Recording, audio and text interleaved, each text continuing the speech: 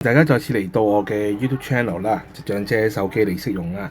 咁今次咧係第11條片。咁之前點解會即係間斷咗咁耐都冇播咧？就因為即係小弟有啲嘢要外遊啦，同埋有啲私人嘅事要種啦。咁今次咧我都係當大家已經開咗個嘅 WhatsApp 啦，咁啊開咗個對話 conversation 㗎啦。咁喺個對話入邊咧，今次咧係會教大家點去發送啲文件嘅，例如係Word 嘅檔案啦、PDF 啊、Excel 啊、PowerPoint，咁其實都係同一個掣嘅啫。咁去到你嘅 WhatsApp 嘅版面咧，請你撳一撳嗰個萬字夾啊。咁個萬字夾嘅左下角咧就會有個叫文件啦，紫色嘅，click 一 click 佢。咁個文件咧其實佢有一個上限，大約去到2 G 為止。咁啊，基本上但係其實你 send 文件好少會 send 咁多啦。咁我直接撳即係文件呢個掣啦。我移一移先啦。咁我撳文件嘅掣啦。